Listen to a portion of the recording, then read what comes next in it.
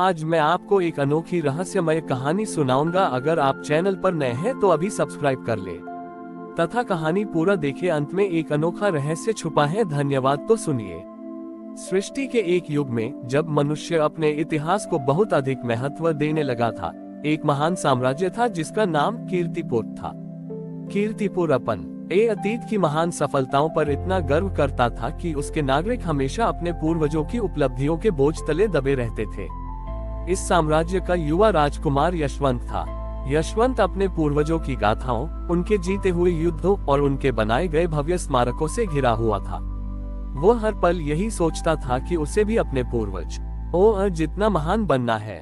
यशवंत का जीवन अतीत के भार से इतना दब गया था कि वह अपने वर्तमान के कर्तव्यों को ठीक से नहीं निभा पाता था। वह हमेशा डरता था कि कहीं वह पूर्वजों के गौरव को कलंकित न कर दे। ये अतीत का भार ही उसकी सबसे बड़ी कमजोरी बन गया था। यशवंत ने इस मानसिक कारावास से मुक्ति पाने के लिए घोर तपस्या की और भगवान विष्णु का आह्वान किया। भगवान विष्णु ने अपने प्रिय गरुड़ पर आरूढ़ होकर दर्शन दिए। यशवंत ने हाथ जोड़कर कहा, हे जगन्नाथ, मैं अपने अतीत के भार से मुक्त होना चाहता हूँ। मेरे पूर्वज इतने महान थे कि मैं उनके गौरव को ढोते ढोते थक गया। बड़े मुझे मुक्ति दीजिए। विष्णु जी मुस्कुराए और कहा, हे राजकुमार, मुक्ति अतीत से भागने में नहीं बल्कि उसे स्वीकार करने और उसका उपयोग करने में है। विष्णु जी ने एक लीला रची। उन्होंने यशवंत को एक दिव्य उद्यान दिखाया। तारांकन इस उद्यान का हर पुराना सूखा हुआ तना यशवंत के पूर्वज की महान सफलता थी। तारांकन उद्यान का हर ताजा हरा अंकुर यशवंत के वर्तमान के कर्तव्य थे। यशवंत ने देखा कि पुराने सूखे तने बहुत विशाल थे और वे नए हरे अंकुरों को धूप और पानी दोनों से वंचित कर रहे थे। विष्णु जी ने पूछा, हे यशवंत, तुम मुक्ति कैसे चाहते हो? क्या तुम इन विशाल तनों को काट देना चाहते हो जो तुम्हारे पूर्वज हैं? यशवंत दुविधा में पड़ गया, नहीं प्रभु, मैं उनका अनादर नहीं कर सकता। विष्णु जी ने तब उन्हें एक स्वर्णिम हथौड़ी दी जिसे विभेद नाम दिया गया।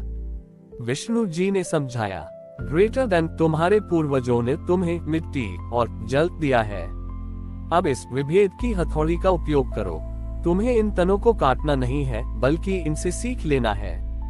Greater than. विष्णु जी ने उस सुनहरी हथौड़ी से एक पुराने सूखे तने पर धीरे से वार किया।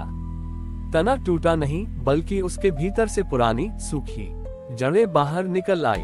विष्णु जी ने कहा, देखो, महानता की हर कहानी के भीतर अतीत की गलतियां, सूखी जड़ें छिपी होती हैं। तुम्हारे पूर्वजों ने जो गलतियां की वह तुम्हें अंधेरे से बचाती हैं और उनकी जो सफलताएं थीं वह तुम्हें सीख देती हैं। विष्णु जी ने आदेश दिया, तारांकन गलतियों को भूलो नहीं पर उनका बोझ मत ढोओ, यानी सूखी जड़ों को तोड़कर हटा दो ताकि वे मिट्टी को और न दबाएं। तारांकन सफलताओं का अहंकार मत करो पर उनकी नींव का उपयोग करो, यानी पुराने तनों की छाल को हटाकर उसे नए अंकुरों के लिए खाद बना दो। विष्णु जी ने आगे कहा, मुक्ति अतीत से भागने में नहीं बल्कि वर्तमान में जीने में है और वर्तमान में तुम तभी जी सकते हो जब तुम अतीत के ज्ञान का उपयोग भविष्य के सृजन के लिए करो। तुम्हारा अतीत तुम्हारा बोझ नहीं बल्कि तुम्हारा सबसे बड़ा संसाधन है। यशवंत ने तुरंत उस विभेद की हथौड़ी का उपयोग किया। उसने पुराने तनों को काटकर खाद बनाया और सूखी जड़ों को हटा दिया। तुरंत ही नए हरे अंकुरों को भरपूर धूप और पानी मिलने लगा। राजकुमार यशवंत ने तब एक नया संकल्प लिया। वह न तो अपने पूर्वजों जितना महान बनने की कोशिश करेगा, न ही उनके भार से दबेगा। वह केवल अपने वर्तमान कर्म पर ध्यान केंद्रित करेगा और अतीत के ज्ञान का उपयोग करके अद्वितीय भविष्य का निर्माण करेगा।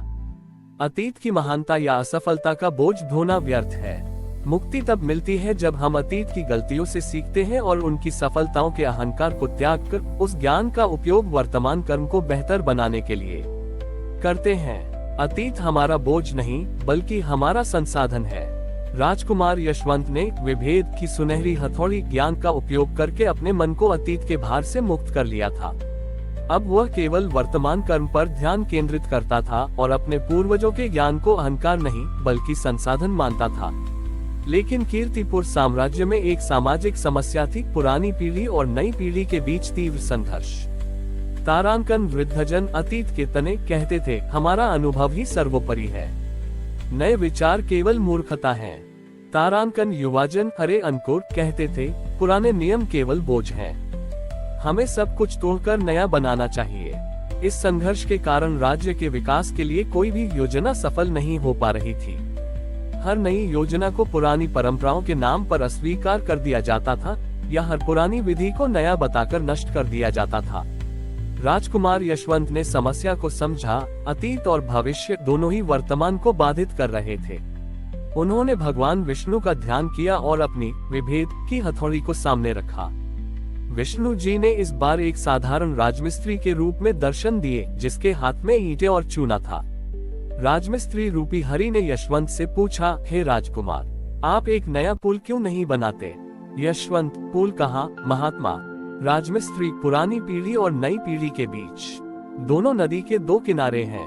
वे एक दूसरे को देख सकते हैं पर छू नहीं सकते। राजमिस्त्री ने समझाया कि पुल बनाने के लिए 4 चीजों की आवश्यकता होती है, जो पीढ़ियों के बीच के संघर्ष को दर्शाती हैं। तारांकन, मजबूत नींव जो केवल वृद्धों के अनुभवों से आती है। तारांकन, नए पत्थर जो केवल युवाओं की शक्ति से आते हैं। तारांकन, चूना जो दोनों को जोड़ने वाला प्रेम और विनम्रता है। तारांकन, नक्शा जो यह निश्चित करता है कि पुल कहाँ और क्यों बनाया जाए। विष्णु जी ने आदेश दिया, तुम अपनी विभेद की हथौड़ी का उपयोग करो। हर पुरानी नींव को तोड़ो नहीं, बल्कि उस पर वार करके देखो कि कौन सी ईंटें मजबूत हैं और कौन सी सड़ चुकी हैं। यशवंत ने तुरंत वृद्धों और युवाओं को एक साथ बुलाया। उन्होंने उन्हें एक पुल बनाने का कार्य दिया, जो एक गांव को सूखे क्षेत्र से जोड़ता था।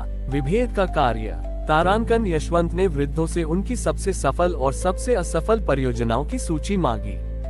उन्होंने विभेद की हथौड़ी से पुरानी सड़ी हुई ईंटों, गलत पुरानी परंपराओं को दया के साथ अलग किया, न कि क्रोध से।